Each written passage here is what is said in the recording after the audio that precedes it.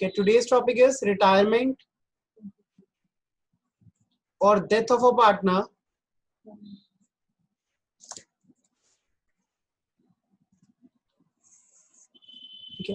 during the year. तो concept is very easy, बस आपको थोड़ी सी चीजों पर ध्यान देना है।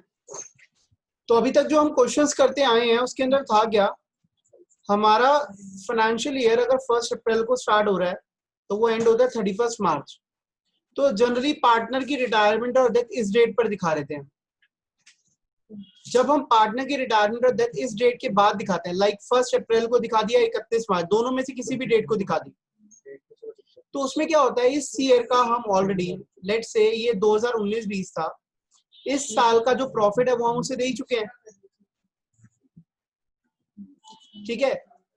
और अभी उसने फर्दर कोई काम तो करा नहीं है, तो हमें जो ट्रीटमेंट करना पड़ता था उसकी रिटायरमेंट से या डेथ से पहले की जो चीजें हैं ना, उसकी एडजस्टमेंट करनी पड़ती थी। लेकिन अब पार्टनर अगर 2020-21 में रिटायर हो रहा है और वो भी ना 1 अप्रैल को ना 31 मार्च को, वो रिटायर हो रहा है ड्यूरिंग द ईयर, 30 जून को रिटायर हो रहा है, 30 सितंबर को रिटायर हो रहा है, किसी भी और डेट को रिटायर हो रहा है, तो इन दैट केस क्या होगा, साल के शुरू से लेकर उसके काम करने तक जो उसका वर्किंग पीरियड है, हमें उस पीरियड का प्रॉफिट शेयर उसको देना पड़ेगा। किसको? वो पार्टनर जो रिटायरिंग है या जो डिसीज्ड है। डिसीज है तो हम उसको नहीं देते, उसके घर वालों को देते, ठीक है। तो बस हमारा काम यहाँ पर इतना ही बढ़ जाता है कि 3 महीने का प्रॉफिट हम कैसे कैलकुलेट करें, या 4 महीने का, 15 दिन का, 20 दिन का, ये कैसे कैलकुलेट करें, ठीक है।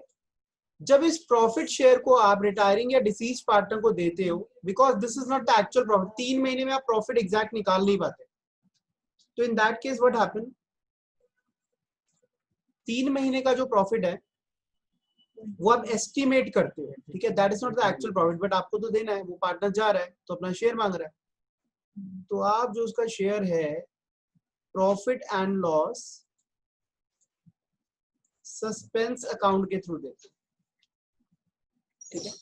तो profit and loss suspense account debit हो जाता है, और जो भी रिटायरिंग पार्टनर है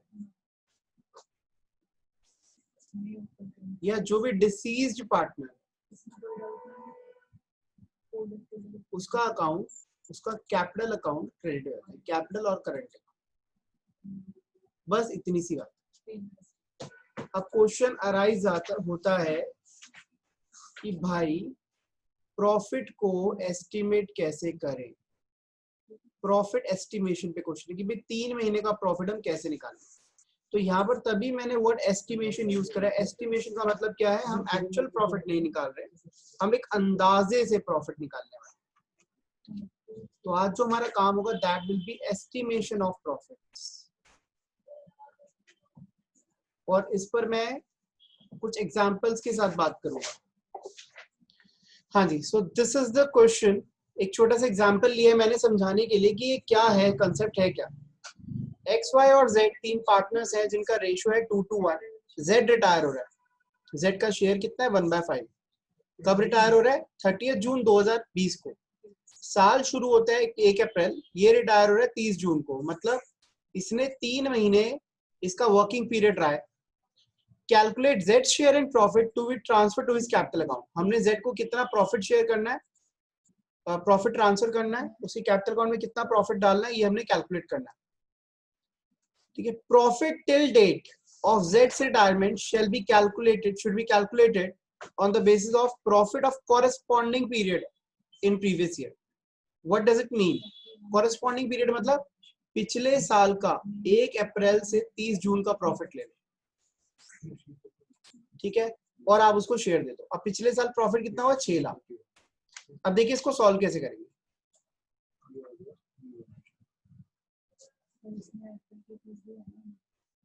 सबसे पहली चीज यहाँ पे हम निकालेंगे प्रीवियस ईयर वर्किंग्स है हमारी।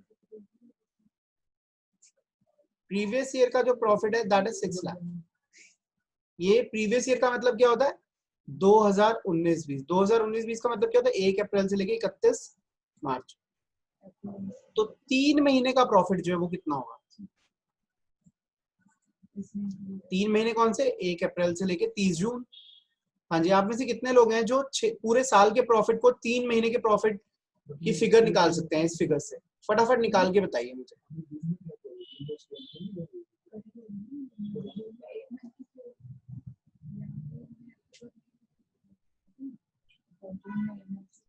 क्यों नहीं दे रहे थे?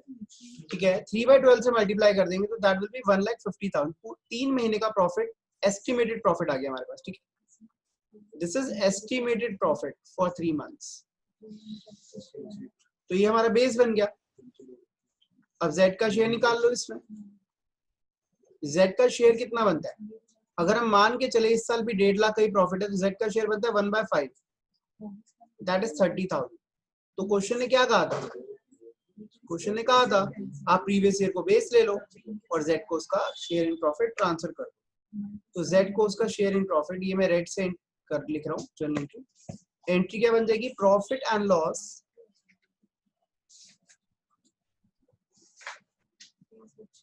Suspense account debit 30,000 to Z's capital account 30,000। This is the final answer। कोई डाउट है तो पूछ लो।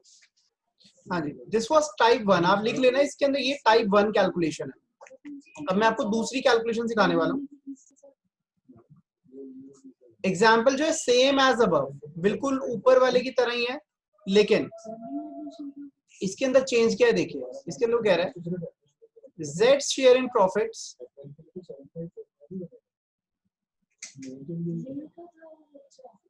should be based on previous year profits। ठीक है, पहली चीज प्रीवियस ईयर के बेस पे ही दे रहे हैं, ये तो बात क्लियर है। अब देखिए, previous year sales were 40 lakhs and previous year का मतलब क्या है? 19-20 की बात कर रहे हैं। एंड प्रीवियस ईयर का जो प्रॉफिट है दैट इज 6 लाख। अब देखिए, sales during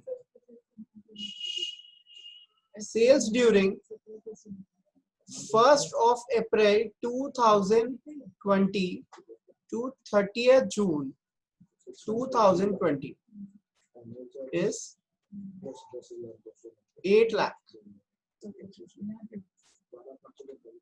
calculate Z's share in profits and pass journal entry।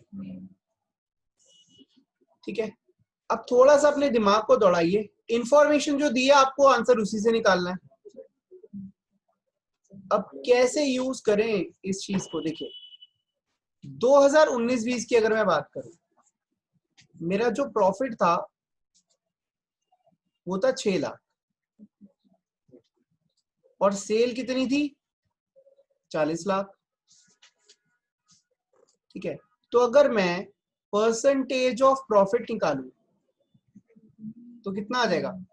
6 lakh का प्रॉफिट ऑन 40 लाख की सेल, तो मेरा परसेंटेज ऑफ प्रॉफिट आ गया 15%। मतलब मेरा 15% का मार्जिन रहता है। अब देखिए, 2020-21 में 1 अप्रैल से 30 जून कितने महीने होते? 3 मंथ्स। 3 मंथ्स में मैंने सेल कितनी करी? 8 लाख। तो इन 3 मंथ्स का प्रॉफिट कितना होगा?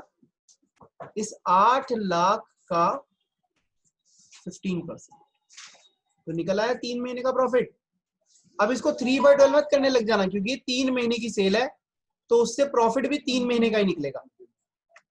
ठीक है, तो अब इसके अंदर Z का शेयर निकालो।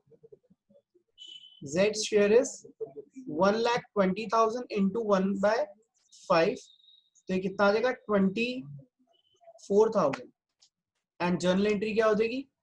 वही profit and loss suspense account debit to Z 24,000। कोई डाउट है तो पूछ लो। So we are going to do question number 54 now. अब देखिए 54 क्वेश्चन, इसको रीड करना है आपने मेरे साथ।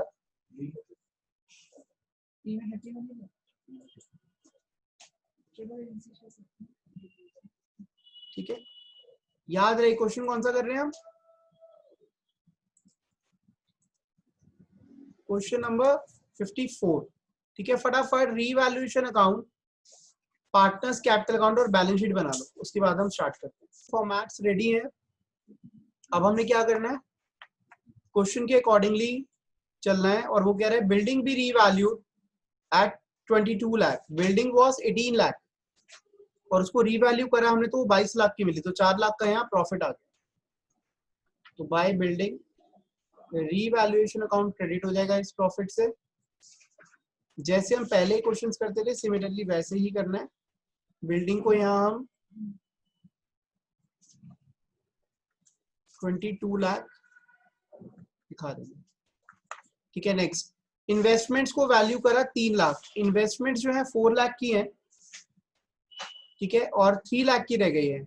यहाँ देखो कोई इन्वेस्टमेंट फ्लक्चुएशन रिजर्व तो है नहीं, इसका मतलब 4 लाख की इन्वेस्टमेंट 3 लाख की हुई है, जो 1 लाख का नुकसान है उसके लिए हम कभी भी प्रिपेयर्ड नहीं थे। तो इन्वेस्टमेंट को हम यहाँ रिकॉर्ड करेंगे 3 लाख एंड यहाँ पर इन्वेस्टमेंट से हमें लॉस हो गया 1 लाख का, इसे हम रीवैल्यूएशन में डाल देंगे। नेक्स्ट स्टॉक भी टेकन एट 8 लाख, स्टॉक की वैल्यू जो है 6 लाख से 8 लाख हुई है, दिस इज प्रॉफिट। तो यहाँ स्टॉक जो है 2 लाख से इंक्रीज हो जाएगा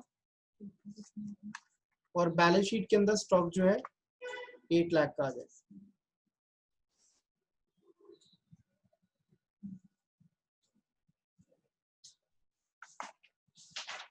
Next, goodwill of the firm be valued at 2 years purchase of average profit of past 5 years. Goodwill जो है कैलकुलेट करनी है हमने 2 years purchase average profit of past 5 years. पिछले 5 साल की प्रॉफिट की एवरेज निकालो फटाफट। गुडविल की वैल्यू बताओ। 4 लाख, 5 लाख, 9, 9 से 15, 15 और 8 23 lakh, 7 30 lakhs. 30 lakhs divided by 5 that will be 6 lakh. 6 lakh हमारा एवरेज प्रॉफिट आ रहा है। तो इसको हम वर्किंग कर लेते हैं यहाँ पर। 12 लाख एग्जैक्टली। गुडविल की वैल्यू हमारी 12 लाख आ गई, बिल्कुल ठीक सृष्टि। ठीक है, 12 लाख की गुडविल की वैल्यू आ गई।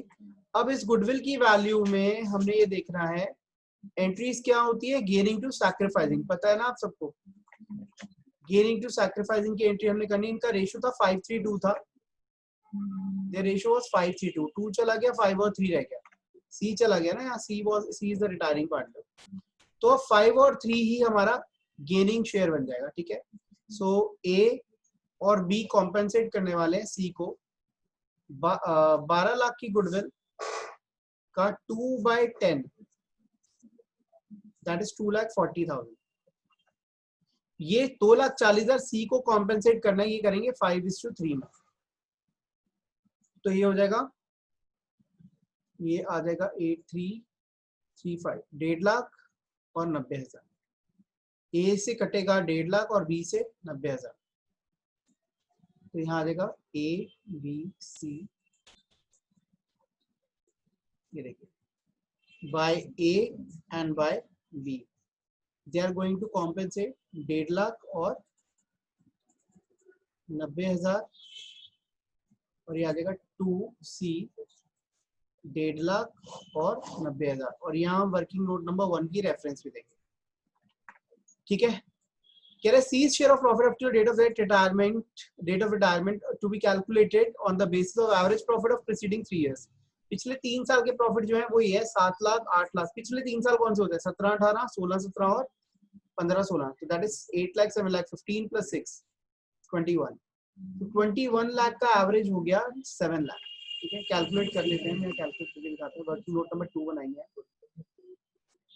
Average profits of past 3 years that is 21,000 divided by 21 lakh divided by 3, ये 7 लाख आ गया।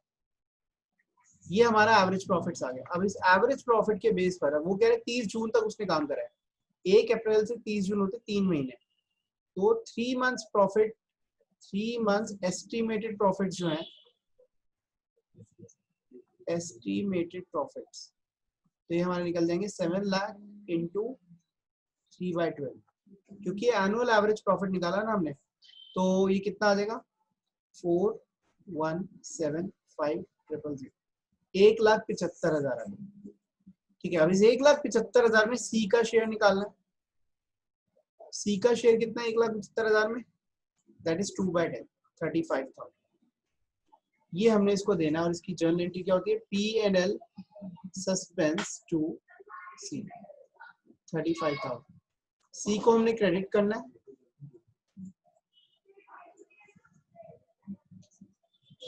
By profit and loss suspense account, that is 35,000, working note number 2। और ये बैलेंस शीट के अंदर profit and loss suspense account asset side पे है 35,000। यहां तक कोई डाउट है तो पूछ लो। ये लास्ट पॉइंट का तो कुछ करना नहीं, वो कह रहे लोन अकाउंट में पैसा डाल दो, 10% उस पर इंटरेस्ट हम देंगे, तो अभी तो हमारा काम है लोन अकाउंट में डालना, देंगे जब देखा जाएगा। तो अब ऐसा करते हैं, बैलेंस शीट की बाकी सारी चीजें देख लेते हैं क्या क्या है बैलेंस शीट पे। तो ये 11,40,000 और 7,60,000 ये इनकी कैपिटल्स हैं, कैपिटल्स यहाँ पर लिख देते हैं।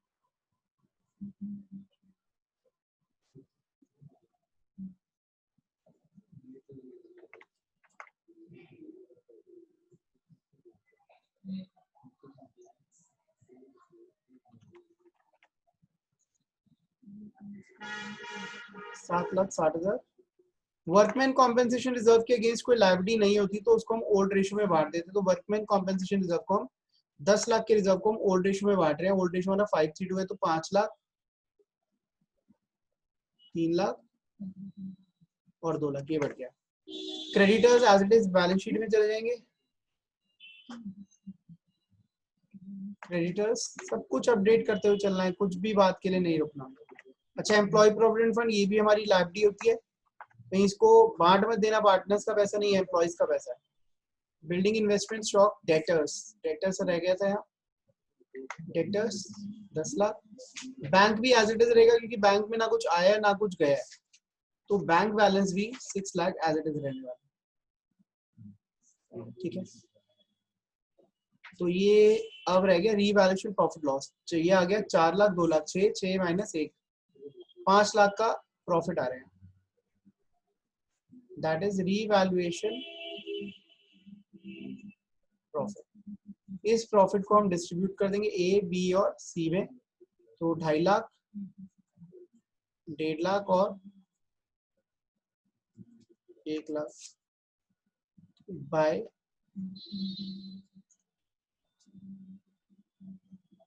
Revaluation account profit 2.5 lakh, 1.5 lakh और 1 लाख।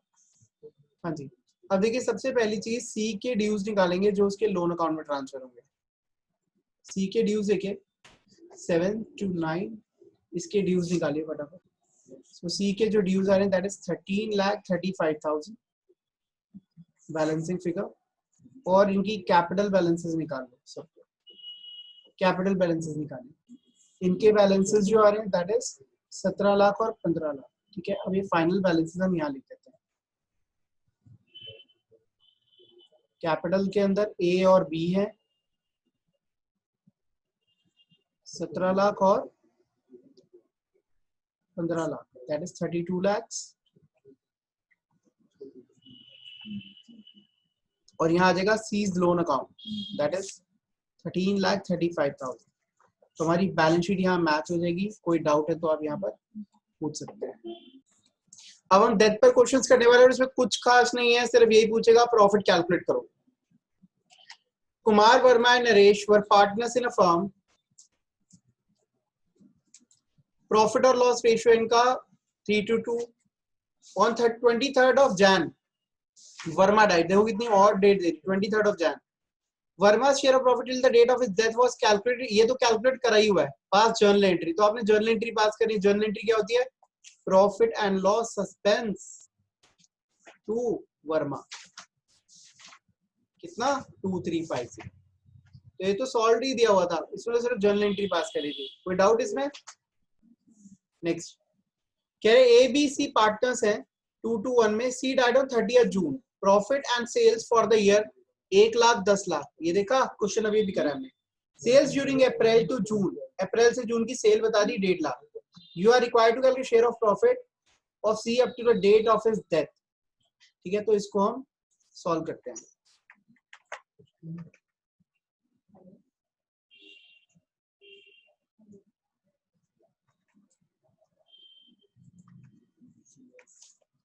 क्वेश्चन नंबर 56 कह रहे पिछले साल क्या हुआ था। पिछले साल जो उसका 2018 में 2017-18 उसका जो प्रॉफिट था that was 1 lakh and sale was 10 lakh. तो अगर हम प्रॉफिट की परसेंटेज निकालें तो हमें 10% का प्रॉफिट हुआ। अब वो कह रहे 2018-19 के अंदर 1 अप्रैल से 30 जून की जो सेल है दैट इज 1,50,000। तो प्रॉफिट हो जाएगा 1.5 लाख का 10%, तो ये आ जाएगा 15,000। अब इसमें हमें क्या करना है, इसमें हमें इसका शेयर निकालना है सी का, एंड सी शेयर इज 1/5। तो सी का शेयर 1/5 है।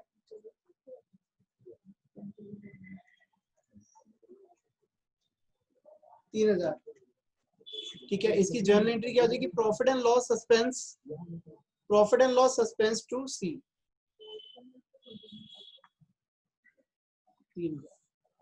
इसमें कोई डाउट है तो पूछ लो। We are going to do question number 57। A B C partners, profit sharing ratio 3:1। B 30 June को एक्सपायर हुआ है। For the year ended 31 March, proportionate profit of 2018 is to be taken into consideration. Okay, 2018 का proportionate profit during the year 31 March 2018 bad debts of 2000 had to be adjusted. Profit for the year 31 March was 14,000 before adjustment of bad debts. Calculate B's share of profit till the date of his death. अब वो क्या कह रहा है, कह रहा है 14,000 का हमारा प्रॉफिट हुआ है। ठीक है, लेकिन 2,000 रुपए के बैड डेट्स भी थे, तो इस साल जरूरी थोड़ा ना बैड डेट्स हुए होंगे। सॉरी, वो कह रहे हैं before adjustment of bad dates हमारा जो प्रॉफिट आ रहा है दैट इज 14,000। तो जब आप इसमें से बैड डेट एडजस्ट कर देंगे तो योर प्रॉफिट विल बी 12,000। इसके अंदर 12,000 का हमारा प्रॉफिट हो जाएगा। और जब 12,000 का प्रॉफिट हो जाएगा तो बहुत इजीली निकल जाएगा। 12,000 का 14,000 में से 2,000 लेस कर दो, पिछले साल का प्रॉफिट आ गया 12,000। ठीक है, अब ये पार्टनर जो एक्सपायर हो रहा है ये कितने महीने काम करके हो रहा है, 30 जून को एक्सपायर, मतलब 3 महीने इसने काम कर लिया। तो इसका प्रॉफिट शेयर हो गया 3,000, मतलब 3 महीने का प्रॉफिट हो गया 3,000। तो 3 महीने का जो प्रॉफिट है दैट इज 3,000। अब इस 3 महीने के प्रॉफिट में इसका शेयर कितना बनता है, बी का। 3,000 में बी का शेयर कितना बनता है, दैट इज 2/6, 1,000। क्लियर है ये? Now question number 58। Ram Manohar Joshi और partners, Joshi died on 31st of May, मतलब he worked for 2 months. Last accounting year till the rate of debt was to be calculated on the basis of average of 3 completed financial year of profit before debt. वो कह रहा है 3 साल के profit लेना है। 3 साल के प्रॉफिट जो हैं 16, 17, 18 इनका एवरेज लेना है। 7, 8, 15, 15, 9, 24, 24,000 का एवरेज क्या आएगा, 3 सालों को 24,000, 8,000 रुपए सालाना प्रॉफिट आ गया। अब वो कह रहा है 8,000 का प्रॉफिट है, ये पार्टनर जो है ये 2 महीने काम करके एक्सपायर हो गया। तो ये कितना बन गया, ये आ गया 1333.33 है ना। तो ये प्रॉफिट जो हो गया 2 महीने का आ गया 1,333 रुपए, 2 मंथ्स प्रॉफिट। अब इसके अंदर जो पार्टनर जोशी एक्सपायर हो रहा है, जोशी का शेयर क्या था, यहाँ तो कुछ गिवन ही नहीं है शेयर, तो शेयर इक्वल हो गया 1/3 कर दो, ये 444.44 ऐसे कुछ आएगा। तो 444 रुपए इनका शेयर आ गया। इसमें कोई डाउट है तो पूछ लो।